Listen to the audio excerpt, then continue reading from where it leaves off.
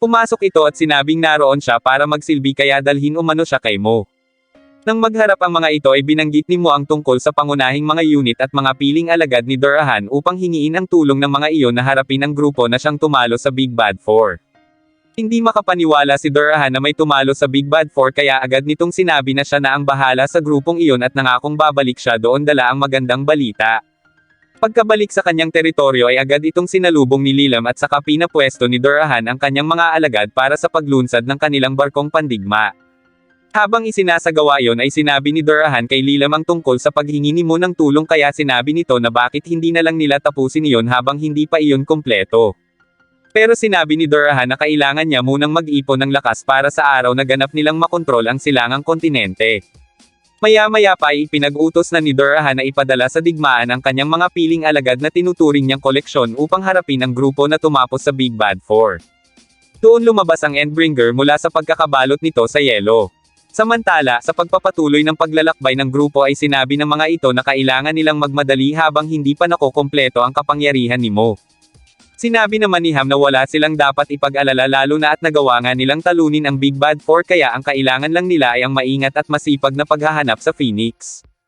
Biglang may naramdamang kalaban si Riger kaya naging alisto ang grupo hanggang sa umatake na iyon na agad namang hinarang ni Riger. Doon lumitaw si Endbringer at ang ilusyong imahe ni Lilam at Durahan na nagpakilala bilang pinakamataas na opisyal ng masasamang halimaw na siyang kumokontrol sa silangang kontinente. Pagkatapos ay sinimulan ng umatake ni Endbringer kaya hinarap ito ng grupo. Dahil masyado itong malakas ay nagsanib puwersa na ang grupo upang sabay-sabay umatake pero napatalsik pa rin sila ni Endbringer na nagagawang masukat ang natitira nilang lakas. Patuloy lang ang pag-atake nito hanggang sa tumalsik na ang grupo kaya dahil sa pag-aalala ay napalabas si Holly sa pinagtataguan nito. Sunod siyang naging target ng Endbringer kaya inakay niya si Genki palayo at nang aatakihin na sila nito ay ginamit niya ang patalim na siyang nagpatamba kay Endbringer kaya nakalayo sila. Dinala niya si Genki sa isang kuweba pero maya-maya pa ay dumating na muli si Endbringer at dahil sa patuloy nitong pag-atake ay walang ibang magagawa si Holly kundi lumabas sa kuweba para hindi na matamaan muli si Genki. Tumakbo si Holly papunta sa kagubatan at doon sinubukang kalabanan si Endbringer. Nagkamalay na si Genki at sa pagbangon nito ay nakita niya ang nahulog na Gaia Stone kaya nag-alala ito kay Holly. Hindi na makalaban pa si Holly dahil naagaw ng Endbringer ang patalim niya kaya sinabi niyang sina Genki na ang bahala sa paghahanap sa Phoenix. Samantala, habang hawak ang Gaia Stone ay isinigaw ni Genki na ililigtas niya si Holly. Umilo iyon at doon nagsimulang magkamalay sina Golem at ang iba pa na agad namang kumilos at muli silang nagkasama-sama kaya nailigtas nila si Holly laban kay Endbringer. Natuwa si Holly sa pagdating ng anim habang hindi naman makapaniwala si Endbringer na nagbalik ang lakas ng grupo at sa pagkakataong iyon ay nagawa na siyang talunin ng mga ito. Tuwang-tuwa si Ham habang napaupo naman sina Genki at Moki bagay na nagpakaba sa apat pero yun pala ay dahil gutom lang ang mga ito kaya natawa na lang ang grupo. Samantala, gulat na gulat si Durahan nang makita ang umiilaw na bato at sinabing hindi niya hahayaan na mawala ng saysay ang pagkamatay ni Endbringer. Pinanood nito kung paano tinapos ng grupo ang alagad niya kaya nalaman ni Durahan ang sekreto ng mga iyon kung paano natalo ang Big Bad Four. Galit na galit ito at sinabing hintayin lang ng 7 ang susunod na mandirigmang ipapadala niya na siguradong tatalo na umano sa grupo. Nagtungo si Durahan sa silid ng kanyang mga koleksyon at ginising ang walang kapantay na mandirigmang si Chariot. Sa muling paglalakbay ng grupo, habang tinitingnan ni Suezo ang paligid mula sa itaas ay bigla silang inatake ng mga Kachurodo kaya napatakbo na lang palayo ang grupo at nagtago sa loob ng kagubatan. Napahinto na ang mga Kachurodo habang diretso lang sa pagtakbo ang 7 na nagtataka kung bakit hindi na sila hinahabol ng mga iyon, hanggang sa nakarating sila sa katapusan ng daan. Nakakita si Genki ng tulay sa bandang kaliwa kaya agad itong tumakbo at sa sobrang bilis nito ay hindi niya agad nakita ang nasa harap niya kaya nabangga niya iyon. Isa iyong natutulog na bako na ayaw magpadaan sa tulay. Sinubukan itong pakiusapan ni Genki na padaanin sila pero dahil natuwa ang bako ay kiniliti lang nito si Genki. Maya-maya pa ay ipinakilala ni Genki ang 6 bilang kanyang mga kaibigan at muling sinabi na pahintulutan silang makadaan at pumayag naman nga ang bako. Nang makatawid ay sumunod sa grupo ang bako bagay na ipinagtaka ng mga ito kaya sinubukan nilang takbuhan iyon pero sinalubong lang nito si Genki at muling kiniliti.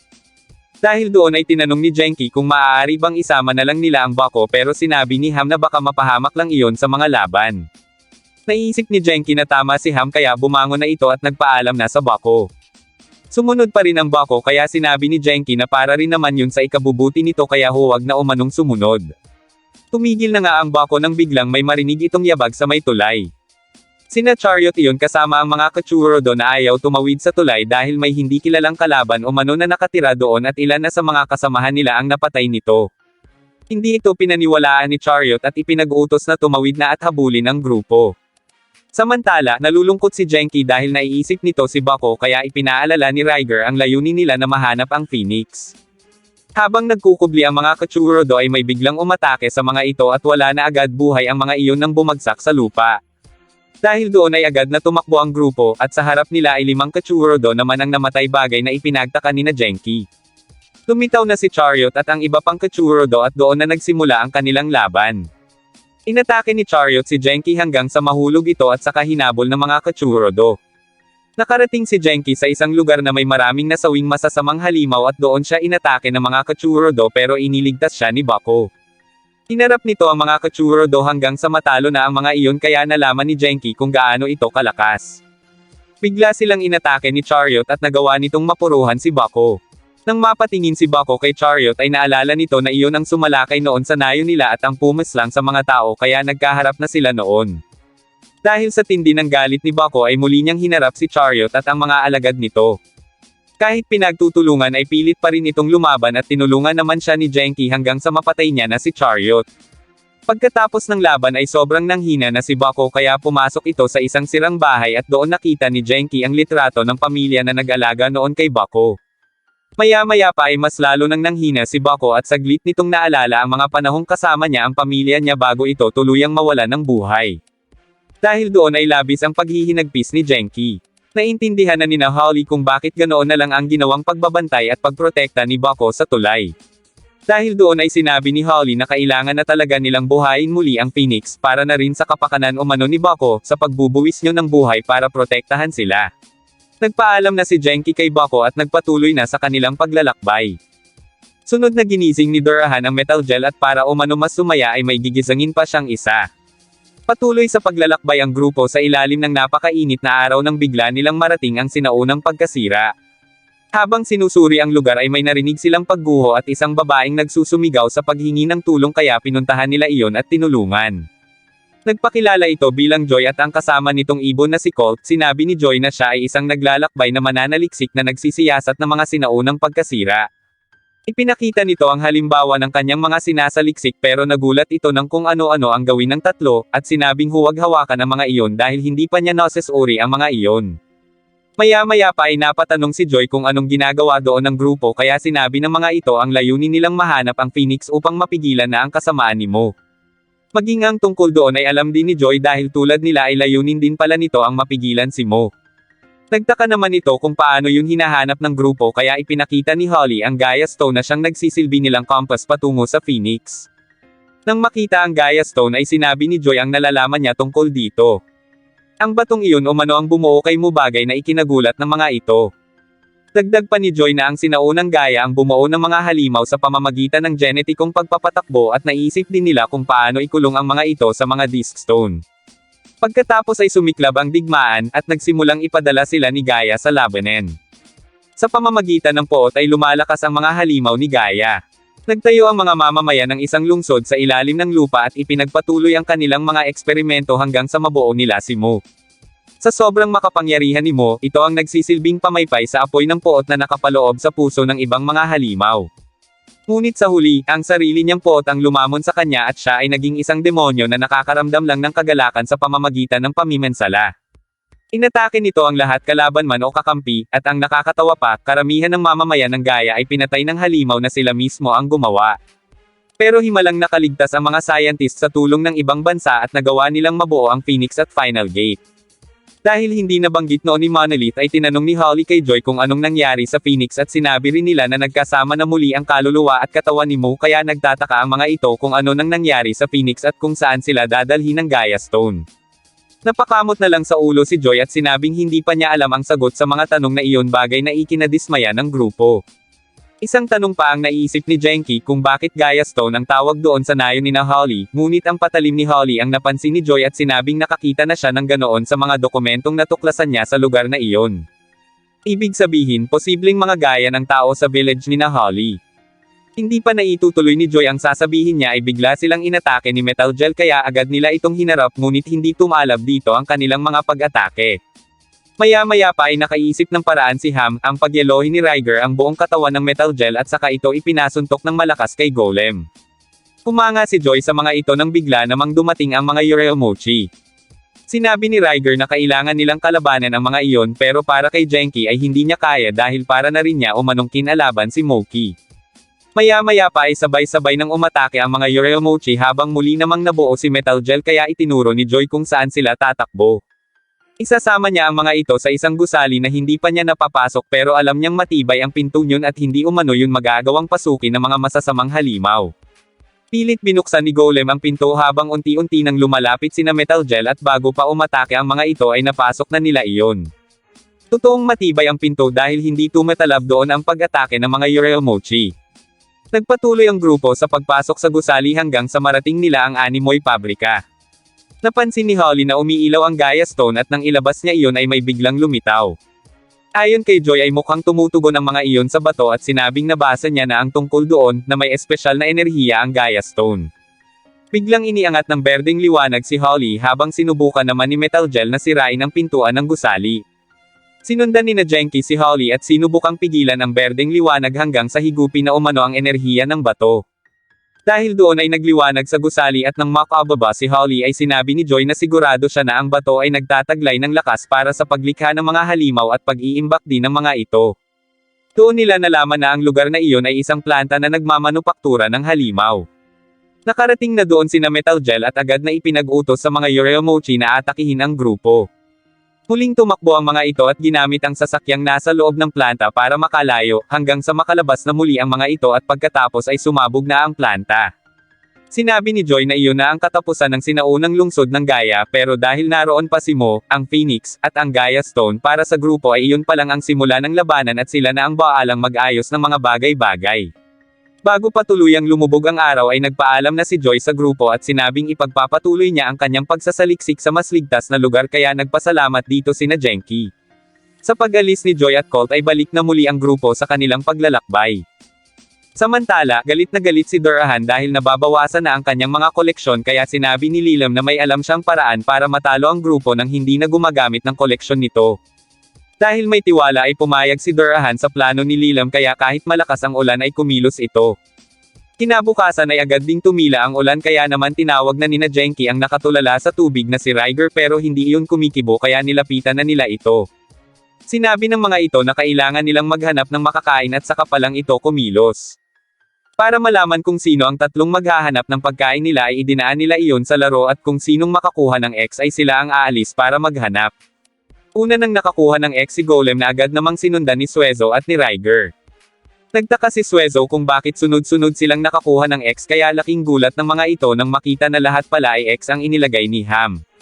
Gayunpaman, sinabi ni Riger na dahil maganda naman ang panahon ay siya na ang maghahanap ng makakain nila pero sumunod dito sina Genki at Moki para tulungan si Riger. Dahil sa pagkukusa ay sinabi ni Holly na napakabait talaga ni Riger. Tinuruan din nito si Genki kung paano ang tamang pangunguha ng patatas. Habang ginagawa iyon ay pinayuhan nito si Genki na matutong kumilos ng hindi umaasa sa iba sapagkat darating ang araw na magiging mag-isa sila, at kapag nangyari iyon ay sarili lang nila ang maaasahan nila. Natigilan at nagtaka si Genki kung bakit bigla yung sinasabi ni Riger.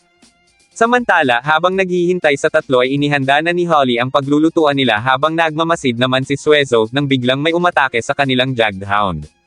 Wala yung palatandaan ni Mo pero sinabi nito na kailangan niyang paslangin ang grupo. Dumating na sina Riger at agad nilang inatake si Jagdhound hanggang sa tumakas na iyon.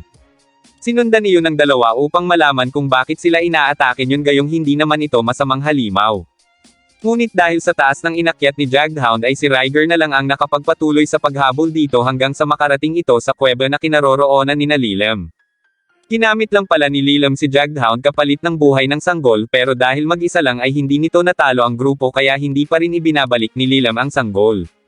Galit na galit si Riger sa kanyang nalaman pero agad itong tumakbo dahil biglang tumunog ang natapakan niyang bato. Sinundan siya ni Jagdhound at nagharap silang dalawa. Doon pilit inalam ni Riger ang totoong dahilan ng pag-atake nito sa kanila at kung anong koneksyon ni Jagdhound sa bata. Ikinwento ni Jagdhound ang nangyari simula nang kupkupan siya ng mga tao sa isang nayon hanggang sa maging parte na siya ng buhay ng mga ito, ngunit isang araw ay inatake ng mga masasamang halimaw ang lugar at sa huli ay sila lang dalawa ng sanggol ang nakaligtas. Bilang ganti sa kabutihan ng mga taga-nayon ay nangako siyang dadalhin niya sa ligtas na lugar ang sanggol, ngunit nasundan pa rin sila ng masasamang halimaw. Kinuha ng mga iyon ang sanggol at ipinag-utos na paslangin ang grupo kapalit ng buhay ng bata. Tumating ang isang Darkham at sinabing tapusin na ni Jagdhound si Ryger kaya umatake na nga ito. Maya-maya pa ay bumalik na si Jagdhound kay Lilam dala ang isang disc stone kaya inisip nitong natalo na niya si Ryger. Sa gitna ng malakas na pag-ulan ay pilit hinanap ni na Genki si Ryger ngunit hindi nila iyon makita kaya sinabi ni Holly na ipagpatuloy na lang nila bukas ang paghahanap. Kinabukasan ay sumikat na nga ang araw kaya sama-samang naghanap ang anim pero hindi nila alam ay minamanmanan sila ng mga Darkham upang ibalita iyon kay Lilam. Sinabi ni Lilam na susugudin nila ang mga iyon pero bago umalis ay ipinagbili nito sa dalawang Darkham na tapusin na ang sanggol pag nakaalis na sila. Habang isinisigaw ang pangalan ni Ryger ay biglang dumating si Jagdhound at sinabi sa grupo na natalo niya na si Ryger bagay na ikinagulat ng mga ito. Doon dumating si Lilam hawak ang disc stone o mano ni Ryger kaya naging emosyonal ang grupo at naalala ang mga kabutihan ng kanilang kaibigan. Sa sobrang galit ay inatake ng mga ito si Jagdhound habang sinabi naman ni Lilam sa mga Darkham na hayaan lang ang mga iyon na maglaban hanggang sa mapagod ang mga iyon. Galit na sumigaw si Genki at sinabing siya na ang bahala kay Jagdhound. Doon naglaban ang dalawa hanggang sa atakihin na sila ni Lilam pero napigilan iyon ni Ryger na dala ang sanggol. Ibinigay nito kay Jagdhound ang sanggol at tuwang-tuwa naman ang anim dahil buhay si Ryger. Samantala, galit na galit si Lilam dahil naisahan siya ni Jagdhound kaya ipinag-utos nito sa mga Darkham na atakihin ang mga iyon.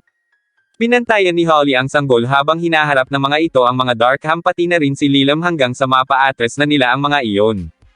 Sa huli humingi ng paumanhin si Jagdhound sa grupo at saka ipinagpatuloy ang pagdadala sa sanggol sa ligtas na lugar. Samantala muling nakita ng grupo na nakatitig na naman si Ryger sa tubig at doon nila nalaman na natatabaan na pala umano ito sa kanyang sarili, at kaya rin pala ito nagpresenta na maghanap ng makakain ay para silbi na rin itong exercise. Natawa na lang ito dahil nag-alala pala ng sobra ang anim para sa kanya. Samantala, dahil wala pa ring pagbabago sa katawan ni Mo ay patuloy na sumusubok ang mga alagad nito at nang malamang sagot ang Gaia Stone sa pagkakompleto niya ng lubusan ay ipinag-utos nito na sabihin kay Durahan na kuhanin ang Gaia Stone. Nang makarating kay Durahan ang utos ay tumanggi ito at sinabing hindi niya alam ang itsura ng Gaia Stone kaya hindi umano ito pwedeng magpadala na lang basta ng mga tauhan dahil lang sa kapirasong bato. Nainis ang masamang halimaw kaya nagkainitan ang mga ito. Inawat ni Lilam ang dalawa at nilambing si Durahan kaya pumayag na ito na magpadala ng mga tauhan, ang mga Gatling Blow.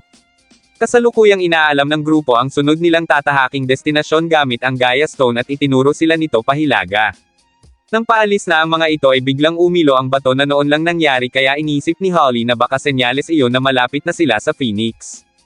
Dahil doon ay mas ginanahan sina Genki na magpatuloy at nagunahan pa ang mga ito, nang bigla silang atakihin ng mga Gatling Blow. Tumakbo sila palayo sa pag-atake ng mga ito pero napilitan ding lumaban si Ryger nang madapa si Suezo. Nadurog ang isa sa mga ito pero maya-maya pa ay nabuo ulit iyon at muli silang hinabol. Sa pagtakbo ng mga ito ay hindi nila alam na nakaabang sa kanila ang masamang halimaw sa itaas ng puno at doon ito umatake para makuha ang Gaia Stone mula kay Holly. Nang mahulog ang Gaia Stone sa lupa ay sinubukan pa nila yung kuhanin pero nakipag-agawan ang masamang halimaw na nahuli naman ni Golem. Tinanong ito ni Golem kung bakit inaagaw ng mga ito ang Gaia Stone at dahil sa takot ay inamin ng masamang halimaw na kailangan ni Mo ang bato upang makumplito na iyon. Nagulat si Holly sa kanyang narinig nang biglang magkatakbuhan na naman sila hanggang sa corner na sila ng mga Gatling Blow.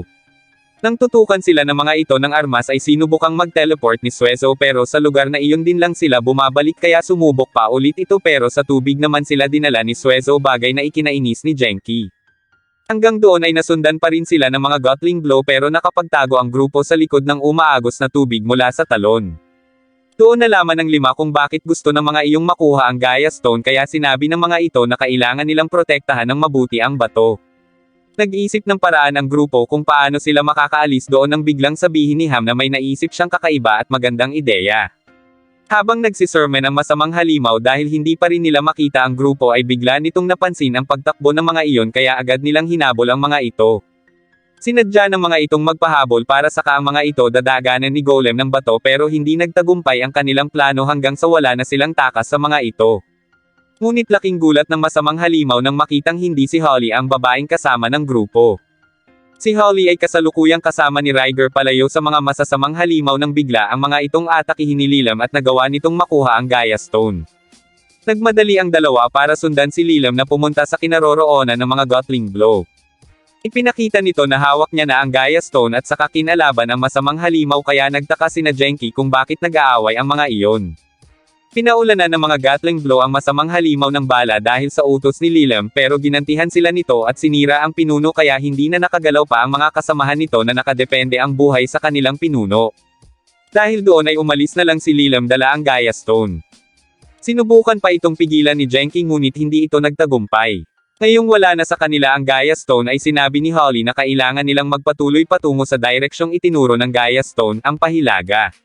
Nang makita ni Durahan kung anong kapangyarihan ang makakamit ni Mo oras na mapasa kamay nito ang Gaia Stone ay sinabi nitong pababagsakin niya na si Mo bago pa mangyari iyon para siya na ang maghari sa lahat ng masasamang halimaw.